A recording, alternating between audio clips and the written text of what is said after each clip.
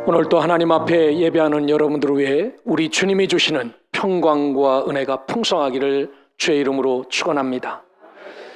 오늘은 교회 절기상 성삼위일체 주일입니다. 우리 성부 하나님, 성자 예수 그리스도, 그리고 성령님이 우리 교회의 모든 성도와 우리의 모든 아이들까지 온전하게 지키시고 보호하시기를 축원합니다. 우리 한번 옆에 분하고 인사하겠습니다. 예수님이 우리의 소망입니다. 인사하겠습니다. 그렇습니다. 예수님이 우리의 소망이십니다.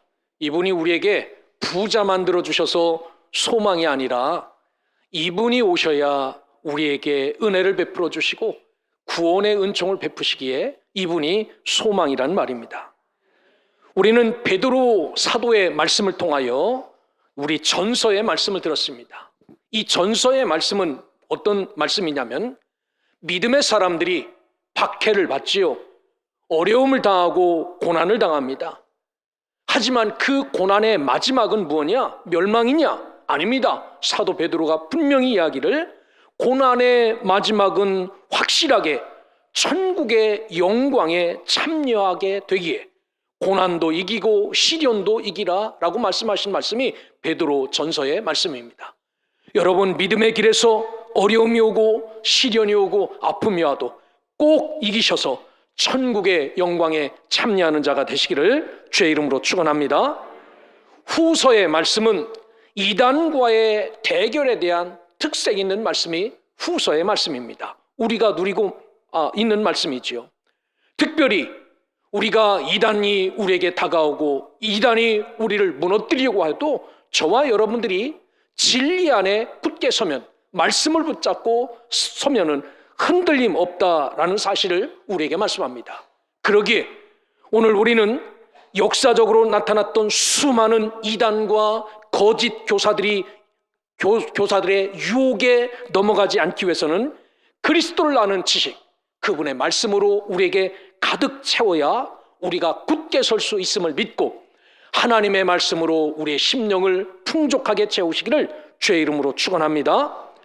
오늘의 말씀도 이단의 미혹에 넘어가지 말고 믿음에 굳게 지켜 재림 신앙을 소유할 것을 우리에게 말씀하시는데 그 방법으로 말씀을 기억하라 라고 말합니다. 여러분 속에 어떤 말씀이 들어있습니까?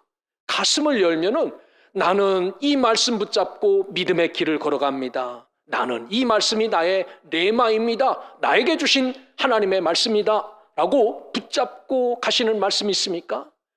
오늘 우리에게는 수없이 말씀이 이 속에 담겨져 있습니다. 사도 베드로는 말합니다.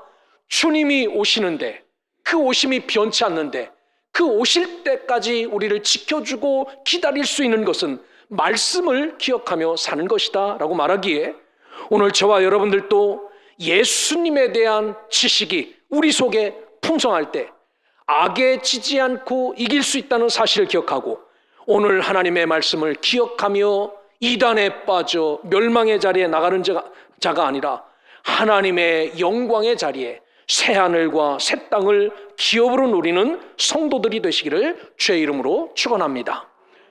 오늘 본문은 사도 베드로가 두 번째 서신을 왜 기록하고 있는지에 대해서 우리에게 말씀합니다.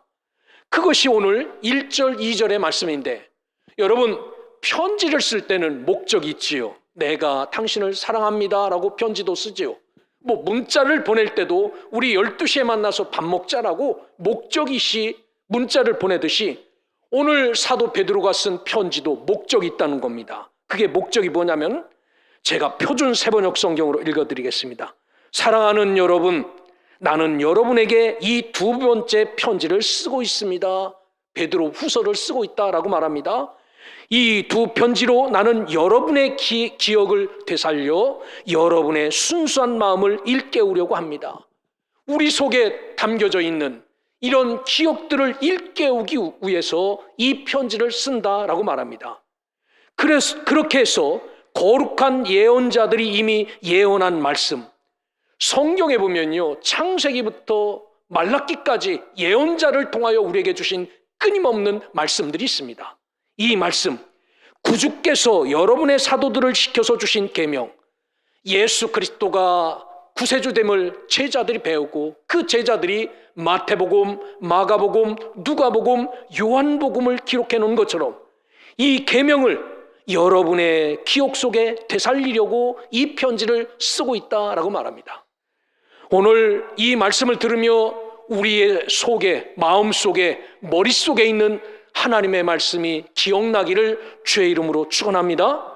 그래서 이 기억난 말씀을 갖고 어떤 이단이 나에게 오고 예수님은 재림하지 않는다는 그 비진리 가운데 빠지지 말고 그분은 반드시 온다라는 확신 가운데 살아가는 믿음의 백성들, 주님 오심을 기다리며 살아가는 순결한 성도들 되시기를 주의 이름으로 축원합니다. 오늘 우리가 이 말씀을 듣기 위해서 우리가 정리하고 들어야 될 그러한 주제가 하나 있습니다. 그 정리하고 들어야 될 주제는 계시라는 말입니다. 계시. 한국 사람은 쉽게 착각하는 것 중에 하나 계시입니다. 이것 때문에 비진리에 빠지는 경우가 참 많습니다. 여러분, 계시가 뭡니까? 한자 성경에는 10개 볼시라고 써놨어요. 이게 계시입니다. 깨우쳐 보여준다, 사람의 지혜로는 알 수 없는 진리를 신이 가르쳐 알게 한다. 이게 국어 사전에 나와 있는 그러한 계시의 뜻입니다. 그런데 한국 사람은 꼭 이 계시를 나에게만 보여줬다, 나만 받았다라고 생각합니다. 나 계시 받았어, 너는 모르는 거 나는 받았다. 내 말 잘 들으라, 이거는 나에게만 주신 비밀이다 라고 말합니다. 보통 계시를 우리가 이렇게 생각해요. 그런데 성경은 계시를 이렇게 말하지 않습니다. 좀 더 한국의 계시보다 포괄적으로 이야기해요. 성경 원어에 보면은 계시를 아포칼립시스라는 단어로 썼어요. 드러내다, 벗겨놓다, 진실을 폭로하다. 영어 성경에는 uncovering이라고 쓰여놨습니다. 뚜껑이 없는 것이 계시다라고 말합니다. 여러분, 하나님께서 창조의 진실부터 마지막 재림의 진실까지 다 뚜껑 덮어놓지 않았습니다. 누구든지 와서 볼 수 있도록 폭로하고 우리를 인도하고 계신 분이 바로 하나님입니다. 창세기에 보면 어떻게 세상이 창조되었는지를 우리가 알 수 있어요. 그리고 마지막 때 어떤 징조가 나타나는지 복음서를 보면 잘 알 수 있습니다. 그리고 분명히 이분은 다시 오시는데 그 다시 오심을 기다리며 어떻게 살아야 될지도 우리에게 다 말씀합니다. 그렇게 성경 속에는 우리가 그렇게 궁금하게 생각하는 미래의 모든 사건이 다 들어있어요. 이게 계시입니다. 하나님의 말씀이 계시입니다. 뚜껑 덮어놓지 않은 겁니다. 누구든지 볼 수 있는 말씀입니다. 그러기에 나 계시 받았어, 나만 알고 있어 라고 이렇게 떠드는 자들을 따라다니면 된다 안 된다? 여러분, 그런 사람들 따라다니면 안 됩니다. 이런 사람들 따라다닐 시간에 우리가 뭐 해야 됩니까? 예배에 충실한 자가 되시기를 주의 이름으로 부탁드립니다. 나 계시 받았다는 사람 졸졸 따라다니면서 그래? 무섭네. 이렇게 살지 마시고요. 그럴 시간이 있다면 주의 전에 나와서 충실한 예배자로 살아가십시오. 오늘 이 문제를 다루는데 예수님의 재림을 부인하는 자들이 있다라고 말합니다. 예수님의 재림. 그런데 저와 여러분은 어떻게 배웠습니까? 예수님 다시 오신다, 예수님 안 오신다? 예수님은 다시 오셔요. 분명히 이 말씀을 기억하고 있고 마음에 새기고 있다면 재림 안 한다라고 해도 우리는 이길 수 있습니다. 그런데 오늘 성경에 보면 그 재림에 대해서 부인하는 자들이 나오는데 우리를 조롱하면서 부인 안 한다, 그 재림 안 한다라고 말한다는 겁니다.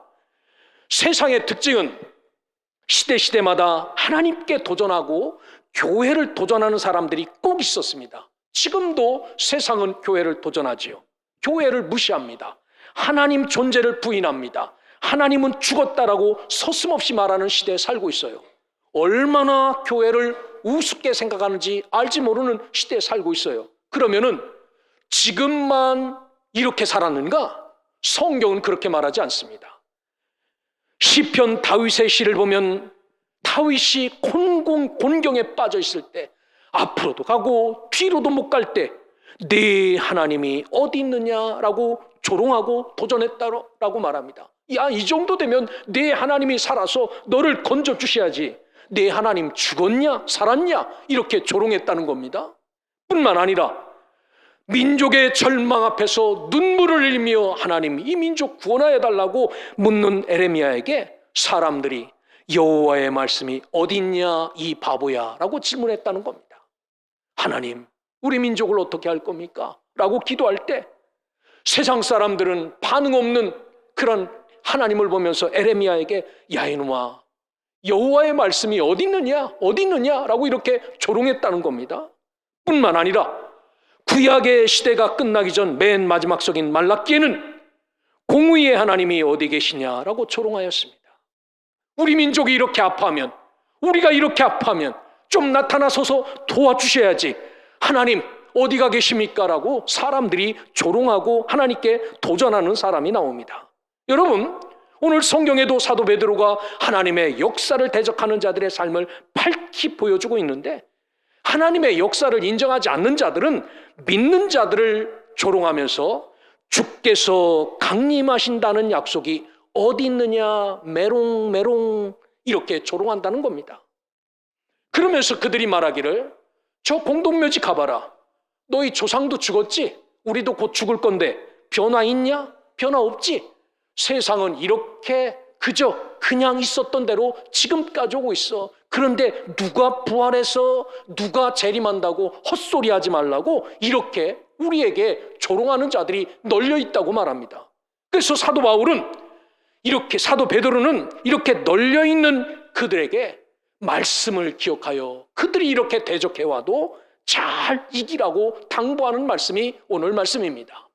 특별히 이 아침에 이 예배를 드리는 저와 여러분들은 하나님의 말씀을 잘 기억하셔서 어떠한 유혹과 세상의 대적에도 이길 수 있는 믿음의 백성들 되시기를 주의 이름으로 축원합니다. 여러분 우리 생각에 가장 성스러워야 될 땅이 어디라고 생각합니까? 우리는 좀 죄스럽게 살아도 가장 거룩하게 살아야 될 곳이 어디라고 생각합니까? 미국입니까? 한국입니까? 이스라엘입니까? 어디라고 생각하십니까? 그래도 우리 생각에는 하나님이 선택한 땅 이스라엘이 제일 거룩하고 성실하게 살았으면 좋겠다고 생각하지요. 어제 그제입니다. 10일 금요일 날 서울신문 보도에 보면 지중해 해변에 있는 이스라엘 수도 텔아비브에 무지개 물결로 가득 찼다라고 보도하고 있어요. 코비드19 대유행이 시작된 이후 세계 최대 규모로 열린 프라이드 퍼레이드 동성애자들이 17만 명이 모여 텔아비브에 가득 채웠다라고 말합니다. 여러분 거룩한 선택된 땅인데 그 땅에 하나님을 무시하는 자들이 17만 명이 모였다. 이 텔아비브 시장 론 홀다이가 뭐라고 얘기했냐면요. 성소수자를 지지하는 많은 사람이 여기 모였다. 텔아비브는 언제나 성소수자들과 자신의 정체성을 스스로 결정하는 사람들의 고향이라고 선언하였습니다. 여러분 이스라엘 땅이 누구의 고향입니까? 예수님이 태어난 그 고향인데 그 고향을 이들은 성소수자들, 동성애자들의 고향이라고 선포하고 삽니다. 여러분 다른 나라는 몰라도 하나님의 선택한 땅에서 사는 이스라엘 이긴 자들의 삶이 여러분 이렇게 타락하고 이렇게 하나님을 무시하며 살고 있습니다. 이 아침에 예배하는 저와 여러분들은 우리 주변에는 우리가 생각하는 것보다 더 심하게 하나님의 진리를 대적하는 자들이 너무 많다라는 사실을 기억하고 우리가 깨어 이 비진리에 물들지 않기를 주의 이름으로 축원합니다. 주 예수님의 재림 약속은 교회의 소망이지요. 재림, 파루시아가 하나님이 강림하시고 예수님이 임재하시고 성령님의 출현을 파루시아라고 말합니다. 이게 우리가 말하는 재림이고 강림입니다. 주님이 다시 오신다는 약속이 없으면 기독교는 거짓입니다. 이게 없다면 저는 오늘 당장 옷 벗고 나갈 겁니다. 그리스도의 재림은 예수님도 약속하셨습니다. 내가 너희들 본 것처럼 분명히 다시 오신다. 사도들도 그렇게 가르쳤습니다. 예수님은 다시 오십니다. 우리는 예수님이 다시 오심을 굳게 믿고 있는 자들입니다. 여러분은 예수님이 반드시 오신다는 사실을 믿습니까? 믿으셔야 됩니다. 확실히 믿으셔야 됩니다. 분명히 믿으셔야 됩니다. 그런데 문제는 시간이 흘러도 주의 강림이 이루어지지 않는 거예요. 오늘 올까 내일 올까 이러자 이제 아주 어깨에 힘이 들어가는 자들이 생기죠. 그봐 임마, 무슨 예수가 강림해? 비진리를 따르는 이단자들은 예수님의 재림하신 약속이 어찌 된 것이냐고 우리를 쿡쿡 쑤시는 겁니다. 너희들 이렇게 날씨 좋은데 지하실에 모여서 뭐 하는 거냐? 저 공원 걸어 다니면서 활보하고 이 주신 아까운 시간을 잘 써야지. 그러면서 하나님을 조롱하고 성경을 조롱하고 예수를 조롱합니다. 그리고 그들은 자기의 정욕, 에피디미아입니다. 금지된 것에 대한 욕망이죠.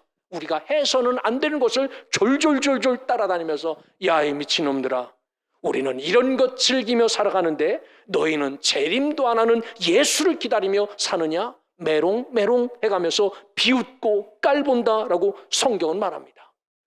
왜 사도 베드로가 이런 사실을 우리에게 이야기합니까? 왜 이런 이야기를 우리에게 밝히 보여줍니까? 여러분, 이 마지막 시대 조롱하는 자들 앞에서도 절대로 넘어가지 말라고 우리에게 이 사실을 가르쳐 주시는 것임을 기억하고, 여러분, 우리도 이런 유혹에 넘어가지 않는 자들 되시기를 주의 이름으로 축원합니다. 그들이 왜 그리스도를 부인합니까? 5절의 말씀을 보시길 바랍니다. 이는 하늘이 옛적부터 있는 것과 땅이 물에서 나와 물로 성립된 것도 하나님의 말씀으로 된 것을 그들이 일부러 잊으려 함이로다 라고 말합니다. 천지가 창조되고 육지가 나오고 물이 모이고 이 모든 성립된 창조도 하나님의 말씀으로 된 것입니다. 믿으십니까? 그런데 이 사람들은, 예수님의 재림을 부인하는 자들은 오늘 이런 것까지도 지워버리려 하는 사람들이 이 사람들이다라고 말해요. 여기에 보면 일부러 잊으려 함이로다라는 말은 일부러, 델로라는 헬라어를 써놨어요. 원하다, 의도합니다. 의도하다라는 겁니다. 반드시 이렇게 되기를 꿈꾸는 자들입니다. 잊으려 한다라는 단어는 숨기다, 감추다라는 그런 말이에요. 즉 예수 그리스도의 강림을 부인하는 자들은 하나님이 말씀으로 창조하신 창세기의 역사도 일부러 숨기기를 원하고 일부러 감추려고 노력하는 자들이 그들이다라고 말합니다. 여기서 그들이 누굽니까? 여러분, 그들이 누굽니까? 여러분, 여기서 그들은요, 바로 저와 여러분들입니다. 하나님이 이 땅을 창조하신 것, 아이들에게 말씀이라도 한번 해보고 사셨습니까? 얘야, 세상은 이렇게 가르치지만 이 땅은 하나님이 만드신 거다. 이것도 하나님이 만드셨고 이것도 하나님이 만드셨다. 여러분, 그렇게 아이들에게 말씀 한번 해보셨습니까? 4절 말미에 보십시오. 그냥 있다, 그냥 있다, 그냥 있다. 여러분, 그냥 있는 게 어디 있습니까? 하나님이 만들어서 있는데 세상은 그냥 있다라고 이야기하죠. 여러분, 오늘 저와 여러분들은 세상은 그냥 존재하는 게 아니에요. 이분이 만드신 겁니다. 그런데 그것을 뻔히 알고 있으면서도 입 한 번 뻥끗하지 않는 저와 여러분들이 누굽니까? 창세기의 역사도 자랑하지 못하고 살아가는, 감추려고 노력하는 그런 사람들입니다. 그러기에 오늘 저와 여러분들은 우리 주 하나님이 세상을 창조하시고 우리도 창조하시고 그분이 다시 오실 것을 분명히 믿고 살아가는 믿음의 백성, 하나님의 자녀들 되시기를 주의 이름으로 축원합니다. 그런데 우리 앞에 나와서 조롱하는 자들은 아니다, 이거를 누가 만들긴 누가 만들었냐, 그냥 옛날부터 있었던 거지, 그냥 있다라고 말합니다. 그러면서 너희들 무슨 재림이냐, 이 과학의 시대 무슨 강림이냐, 그런 헛것 믿다가 너희만 손해라고 조롱하는 자들. 여러분, 세상에는 말씀드린 것처럼 그냥 있는 게 없어요. 집안에 문 잠고 가만히 있더니 막 돈이 여러분들 집으로 굴러 들어오던가요? 땀을 흘리지 않으면 크게 들어오지 않습니다. 수고하지 않으면 안 되죠. 가만히 있었더니 여러분 다 이루어지던가요? 집도 생기고 하던가요? 그렇지 않습니다. 그러게 우리는 예수님의 재림을 기다리며 믿음으로 사시기를 주의 이름으로 축원합니다. 하나님의 말씀으로 사셔야 됩니다. 여러분, 우리 한번 옆 사람에게 인사해 보십시오. 믿음으로 삽시다. 하나님의 말씀으로 삽시다. 그렇습니다. 사도 베드로가 이것을 깨우기 위해서 두 번째 편지를 쓴다고 말해요. 여러분 꼭 믿음으로 말씀으로 살아나가시기를 주의 이름으로 축원합니다. 그러면 이 말씀에 미혹하는 자들이 나타날 것을 예수님은요 여러 차례 경고하셨어요. 마태복음 24장에 보면 종말에 나타날 징조를 언급하셨습니다. 거짓 그리스도의 출현이 계속될 거라고 말했어요. 내가 구세주입니다. 이런 자들이 계속 나타날 것이다 라고 예수님이 말씀하셨습니다. 뿐만 아니라 자연 질서의 파괴와 불법이 성행할 것이다 라고 말했어요. 자연 질서가 점점 파괴되고 있지요. 온도가 막 올라간다고 하지 않습니까? 이제 불도 떼지 말라고 하지 않습니까? 이런 것들이 마지막 시대에 나타날 것이다 라고 예수님이 말씀하셨습니다. 그리고 성도들은 환난을 당한다라고 말합니다. 주님이 우리에게 직접한 마태복음 24장 4절 5절 너희가 사람의 미혹을 받지 않도록 주의하라. 많은 사람이 내 이름으로 와서 이르되 나는 그리스도라 하여 많은 사람을 미혹해 하리라. 주님이 말씀하신 말씀입니다. 마지막 시대 이런 일들이 나타날 것이다. 23절부터 25절 그때 사람이 너에게 말하되 보라 그리스도가 여기 있다 혹 저기 있다 해도 믿지 말라. 믿어서는 안 됩니다. 거짓 그리스도들과 거짓 선지자들이 일어나 큰 표적과 기사를 보여 할 수만 있으면 택하신 자들도 미혹하리라. 보라 내가 너에게 미리 말하였노라 라고 예수님이 말씀합니다. 그러니까 거짓 선지자들도 막 기적을 일으키고 역사를 일으킵니다. 우와 주님이 오셨다 가면 된다 안 된다? 안 된다. 그분은 딱 오시는 분 한 분밖에 없는 겁니다. 따라서 이 시대에 성도가 취해야 될 자세가 뭡니까? 내 속에 들어있는 말씀을 꺼내내는 겁니다. 날마다 들었던 말씀, 가라앉아 있던 말씀, 그 말씀을 기억하여서 이 말씀 붙잡고 기도하는 겁니다. 그래서 더러운 미혹의 영들이 우리에게 찾아올 때 그 비진리에 넘어가지 않고 그분 오심을 기다리며 오늘 또 성실하게 예배자로 살아가시기를 주의 이름으로 축원합니다. 그러면 마지막 때 어떻게 살아야 되는가? 예수 그리스도께서 마태복음 24장에 마지막 시대 징조를 이야기하며 25장에서는 마지막 때 주를 기다리는 10사람의 신부의 이야기를 꺼내서 우리에게 말합니다. 그래서 25절에 보면 10처녀의 비유가 나오지요. 등을 준비하고 기름을 넉넉히 준비하고 신랑 오실 때까지 졸지 않고 깨어있는 자들이 신랑의 잔치자리에 들어갔듯이 오늘 우리의 삶은 예배자로 살아가야 된다. 그분이 오심을 기다리며 살아가야 된다라고 말합니다. 보통 우리의 관심은 어디에 있습니까? 그분이 언제 오실까? 여러분 아무리 그분 오시는 그 앞에 서도 나의 지금 삶이 믿음이 없으면 절대로 그분은 우리를 하나님 나라로 데려가지 않습니다. 그렇기에 우리의 관심은 주의 강림에 초점을 두기보다는 이것은 우리의 일이 아니에요. 하나님 지금 오십시오. 지금 여기로 오십시오라고 해도 그분은 안 옵니다. 이게 우리의 고난이 아닙니다. 때가 되면 하나님이 오십니다. 그러면 저와 여러분은 어떻게 살아야 되나? 예수님께서 언제 오시더라도 맞이할 수 있는 성실한 예배자로 살아가시면 됩니다. 오늘 또 하나님 앞에서 이렇게 예배하듯이 그분이 언제 오실까? 거기 찾아가면 나를 맞아주실까? 여기에 초점을 맞추지 말고 오늘 또 여전히 나의 교회에서 하나님을 예배하는 예배자로 살아가실 때 오늘 오셔도 우리는 천국에 갈 수 있고 우리가 죽어서 오더라도 예수님은 믿는 자들을 구원하신다는 사실을 기억하고 오늘 저와 여러분들은 성실한 예배자로 살아가시기를 주의 이름으로 축원합니다. 오늘 읽진 않았어요. 다음 주에 설교할 말씀입니다. 그러나 한번 보시길 바랍니다. 베드로후서 3장 8절 9절에 뭐라고 말씀하십니까? 사랑하는 자들아, 죽게는 하루가 1000년 같고 1000년이 하루 같다는 이 한 가지를 잊지 말라.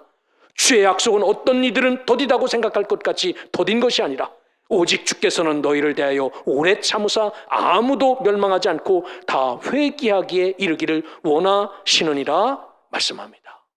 여러분, 아무리 봐도 하나님은 사랑의 눈먼 분이십니다. 저 같으면 그냥 막 흥그러뜨리고 다시 한번 만들지 이렇게 만들 텐데 이분은 꾹꾹 참으시는 거예요. 참으시는 거예요. 왜 참으십니까? 저렇게 하나님을 배반하여도 그들이 한 사람이라도 듣고 구원받기를 원하시는 마음으로 참으신다라고 말합니다. 그러기에 지금은 놀 때가 아니라는 말씀입니다. 은혜의 때입니다. 구원받을 때고 주 앞으로 나올 때고 기도할 때고 이분을 붙잡을 때임을 기억하고 우리가 하나님 앞에 이렇게 살아가기를 주의 이름으로 축원합니다. 이제 말씀을 마무리합니다. 본문 마지막은 예수님의 재림을 부인하며 조롱하는 자들에게 분명히 경고하죠. 안 온다고 하는 자에게 6절을 보십시오. 뭐라고 말합니까? 이로 말미암아 그때 세상은 물이 넘침으로 멸망하였으되라고 정리해 주십니다. 말세에 조롱하는 자들이 세상에 아무 일 없다, 끝은 안 온다, 재림은 없다라고 말하는 자들에게 뭐라고 말하냐면요, 옛날에 한 번 있었다, 심판이 있었다라고 말씀을 합니다. 이 땅에는 하나님의 엄중한 물의 심판이 있었지요. 노아 때 홍수 심판입니다. 여러분, 그때 얼마나 사람들이 조롱했습니까? 120년 동안 만월산 꼭대기에다가 제가 120년 동안 배를 지으면 어떤 분은 모르죠. 더우니까 냉커피라도 타갖고 오실지 수고하세요 하고. 그런데 사람들이 뭐 이거 미친놈이네, 아니 1년도 아니고 120년 배를 지어?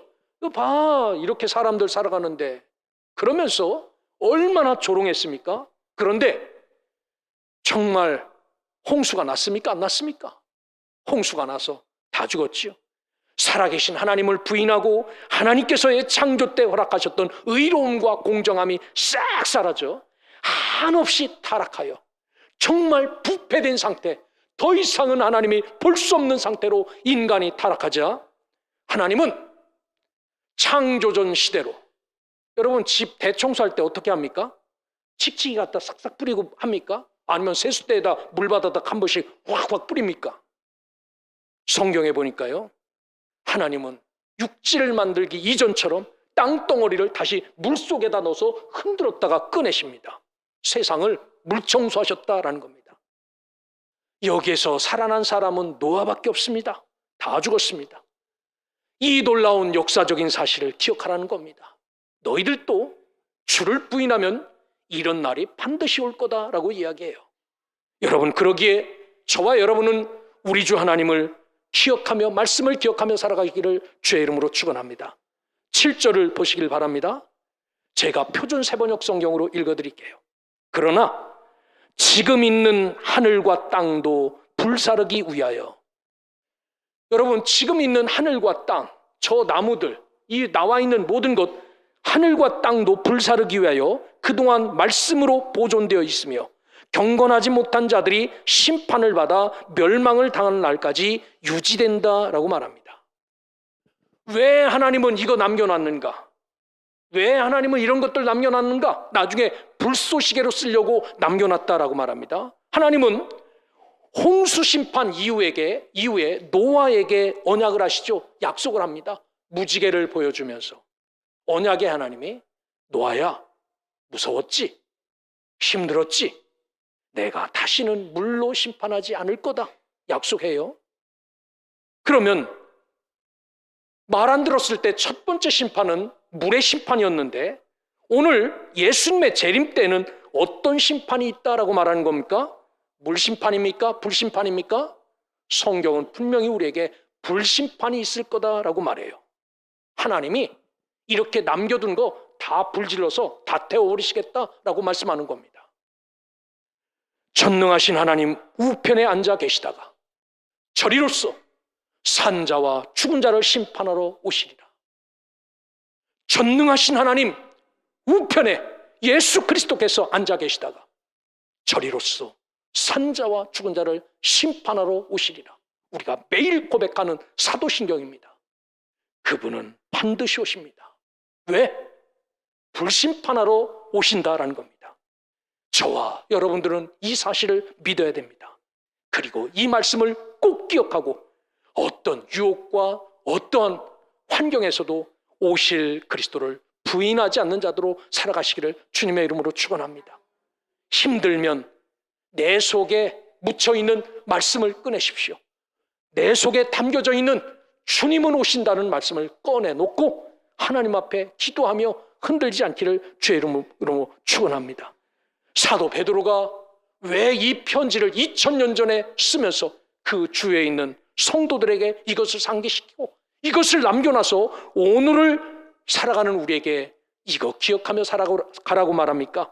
예수의 재림을 부인하면 끝이기에 오늘 우리가 예수를 부인하는 자가 아니라 예수를 인정하는 믿음으로 말씀으로 은혜로 살아서 꿀보다 더 단 하나님의 말씀으로 나를 깨워 올바로 세우고 오르나 좌로 치우침 없이 그분을 기억하며 날마다 영적 전쟁에서 승리의 삶을 살아가기를 주의 이름으로 축원합니다.